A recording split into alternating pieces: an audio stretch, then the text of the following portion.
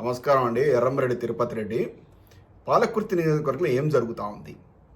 జర్నలిస్టుల మీద ఈ కేసులేంది? మొన్నటికి మొన్న మన ఆర్జీటీవీ రాజు మీద, ఆ తర్వాత సిగ్నేచర్ టీవీ ఉపేందర్ మీద, ఈరోజు నమస్తే తెలంగాణ జర్నలిస్టు కొండా సతీష్ మీద ఏంది ఈ ఆక్రమ అరెస్టులేంది? ఆయన తీసుకువెళ్ళి శుక్రవారం సాయంత్రం, వెనుక బెయిల్ దొరికినా కూడా విడుదల కాకుండా ఒక శుక్రవారం సాయంత్రం అరెస్ట్ చేసి తీసుకెళ్ళి మహబూబాద్ సబ్ జైల్లో వేసారు కొండా సతీష్ను. ఆయన చేసిన నేరం ఏంటంటే, పెదవంగర పోలీస్ స్టేషన్లో జరుగుతున్నటువంటి కొంతమంది మందుబాబులు చేసుకున్నట్టు మందు పార్టీని వెలికి తీసి బయట ప్రజలకు తెలియజేసిండు. ఈ విధంగా ఎమ్మెల్యే యశస్విని రెడ్డి, ఆమె అత్తగారైన విదేశీ వనిత ఝాన్సీ రెడ్డి చేస్తున్నటువంటి ఆక్రమాలను, ఆమె అనుసరులు చేస్తున్న గూండాగిరిని ప్రశ్నిస్తూ తన యొక్క జర్నలిస్ట్ కాబట్టి ప్రజల దృష్టికి తీసుకొస్తున్నాడు. ఇది నేరమా? అంటే జర్నలిస్టుల డ్యూటీ ఏంది? జర్నలిస్టులు ఏం చేస్తారు? సమాజంలో జరుగుతున్నట్టు దురాఘాతాలను ప్రజల దృష్టికి తీసుకొస్తారు. తీసుకొచ్చేటువంటి జర్నలిస్టులు అరెస్ట్ చేస్తారా? ఇది ఎక్కడ నుందా? ఎప్పుడైనా నుందా?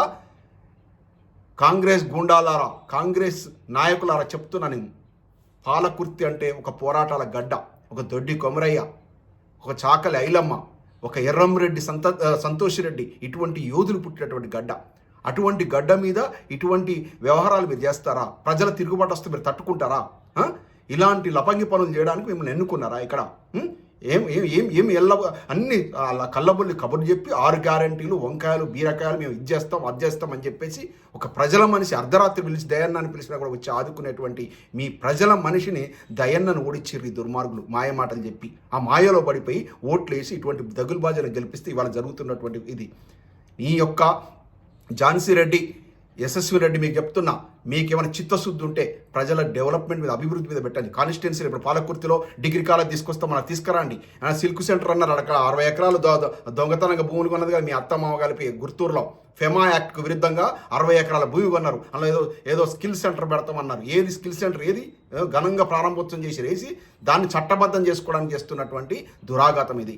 ఆ 60 ఎకరాలు అమ్మినటువంటి వ్యక్తులకు మీకు చట్టబద్ధంగా సర్వే హక్కులు ఉన్నాయి. ఆ భూమిని మీరు మళ్ళీ వెనక్కి తీసుకోండి, కోర్టు పోండి. ఎందుకంటే ఫారిన్ ఎక్స్చేంజ్ మేనేజ్మెంట్ యాక్ట్కి విరుద్ధంగా అమెరికన్ సిటిజన్స్ అయినటువంటి ఈ రాజేందర్ రెడ్డి, ఈ ఝాన్సీ రెడ్డి కొన్నారు. అవి చెల్లవు, ఆ కొనుగోలు చెల్లదు. పెద్ద కేసు అవుతుంది వాళ్ళ మీద. ఇవన్నీ కూడా మేము సెంట్రల్ గవర్నమెంట్ తీసుకొస్తున్నాం. త్వరలో వాళ్ళకు కేసులు అవుతాయి. ఈ రకంగా పాలకుర్తిని దోచుకోవడానికి వచ్చినటువంటి ఈ విదేశీ వనిత ఝాన్సీని తరిమి కొట్టాలని నేను చెప్తున్నాను. కాంగ్రెస్ పార్టీకి సిగ్గు శరం ఉంటే ఒక విదేశీ వనితను కాన్స్టిట్యున్సీకి ఇన్ఛార్జ్గా పెడతారా? ఆమె ఇన్ఛార్జ్ అని చెప్పుకుంటుంది, నిజమో కాదో అసలు ఆమెకు నిజంగా ఆమె చెప్పుకుంటుందో, మరి గాంధీ భవన్ నుంచి అఫీషియల్గా ఈమెను ఇన్ఛార్జ్ అని పెట్టిరో తెలియదు. ఇటువంటి వ్యక్తిని పెట్టడం వల్ల మీ కాంగ్రెస్ పార్టీ భ్రష్టు పట్టిపోతా ఉంది. మీ పార్టీని మీరు ఏమైనా చేసుకోండి. ఆ పార్టీ ఆ దరిద్రం 15 నెలల లోపల సర్వనాశనం అయిపోయింది. తెలంగాణ రాష్ట్రం పాలకుర్తి నియోజకవర్గం ఇంకా అయిపోయింది. ఎలక్షన్ పెట్టండి, ఇప్పుడు స్థానిక సంస్థలు చూపిస్తారు, కర్రు కాల్చి వాత పెడతారు. ఇలాంటి చర్యలు మానుకోండి. జర్నలిస్టులను అరెస్ట్ చేయడం అనేది తీవ్రంగా ఖండిస్తున్నాం. దీనిని పాలకుర్తి ముఖ్యంగా తొర్రులు ఉన్నటువంటి జర్నలిస్ట్ తమ్ముళ్ళకు, అన్నలందరికీ చెప్తున్నాను, మీరందరూ కూడా ఈ యొక్క కొండా సతీష్కు సంఘీభావం ప్రకటించాల్సిన అవసరం ఉంది. ఈ యొక్క ఝాన్సీ రెడ్డికి ఒత్తాసు పలికిన జర్నలిస్టులు భ్రష్టు పట్టిపోతారు. ఇటువంటి వాళ్ళను మీరు నిలదీయండి. ఏం ప్రామిస్ చేసినా ప్రజలను ఉద్ధరిస్తారని, ఇప్పుడు ఏం చేస్తున్నావు అనేది మీరు అడగాల్సిన ఆవశ్యకత ఉంది. ప్రజలు ప్రశ్నించండి. నిన్న మనం ప్రశ్నిస్తేనే ఇవాళ మన పాలకుర్తికి అంతో ఇంతో ఇప్పుడు ఎండాకాలం దాహార్తి తీయడానికి నీళ్ళు వచ్చినాయి. ప్రశ్నిస్తే పోయేదేం లేదు, బానిస సంఖ్యలు తప్ప. ప్రశ్నించండి, తిరుగుబాటు చేయండి. ఇలాంటి అరెస్టులను మాత్రం ముక్తఖండ ఖండించాలి. ఇవాళ కొండా సతీష్కి అయింది, రేపు ఇంకొకరికి అవుతుంది. అందరూ సంఘీభావం ప్రకటించండి.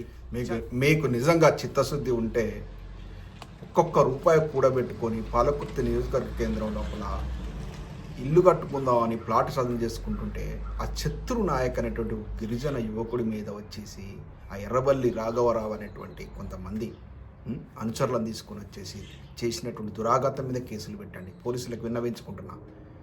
మొన్నటికి మొన్న పాలకుర్తి పోలీస్ స్టేషన్ లోపల శ్రీను నాయక్ అనే ఒక అమాగ్యుడు ఆత్మహత్య చేసుకున్నాడు. దాని మీద విచారణ చేసి దానికి బాధ్యులైనటువంటి కాంగ్రెస్ నాయకుల మీద చర్యలు తీసుకోండి. అంతేగాని జర్నలిస్టులు, ఈ ప్రశ్నించేటువంటి గొంతుకలు, వీళ్ళ మీద కేసులు పెట్టి మీరు సాధించేదేం లేదు. ప్రజల లోపల తిరుగుబాటు వస్తుంది, ప్రజాగ్రహానికి గురవుతారు. పోలీసులు అనేటోళ్ళు ఎట్లుండాలంటే రక్షక భటులుగా ఉండాలి. సామాన్యులను రక్షించే వేదికలుగా ఉండాలి పోలీస్ స్టేషన్లు. ఇట్లా అమాయకులను తీసుకెళ్ళి వాళ్ళ మీద ఆక్రమ కేసులు పెట్టి వాళ్ళు ఉంటారు, రేపు పోతారు. ఉంటారా వాళ్ళ అత్తగూడలు ఇద్దరు ఉంటారా రేపు ఎలక్షన్ కాగానే? ఎట్లాగూ ఇప్పుడు ఎలక్షన్ పెట్టినా కూడా వాళ్ళ డిపాజిట్ కూడా రాదు. నియోజకవర్గంలో అంత అసమ్మతి మూట కట్టుకున్నారు. వాళ్ళు ఓడిపోగానే మూటామూల చదువుకొని అమెరికాలో పడదాకా పోతారు. కానీ మీరు అధికారులు అక్కడే ఉండాలి కదా. అధికారులు చిత్తశుద్ధి చదువుకున్న వాళ్ళు, విఘ్నత గల వాళ్ళు చూడండి. ఆక్రమ కేసులు పెట్టకండి, అమాయకులను ఇబ్బంది పెట్టకండి, పాపము తగులుతుంది. నేను చెప్తున్నా. ఏం జర్నలిస్టులను ఇంకా ప్రోత్సహించండి. వాళ్ళ అన్యాయాన్ని వెలికి తీస్తున్నారు, సమాజంలో జరుగుతున్న అన్యాయాన్ని వెలికి తీస్తున్నారు. అనవసరంగా ఈ ఆక్రమ కేసులు పెట్టొద్దని నేను పోలీసు అధికారులకు విన్నవించుకుంటూ, ప్రజా సంఘాలను, జర్నలిస్టులను మళ్ళొకసారి విన్నవించుకుంటున్నాను. ఇలాంటి చర్యలను మీరు ఎండగట్టండి, తిరుగుబాటు చేయండి, ప్రశ్నించండి. అప్పుడే ఒక లా అండ్ ఆర్డర్ సరిగ్గా మెయింటైన్ అవుతుంది. జై తెలంగాణ.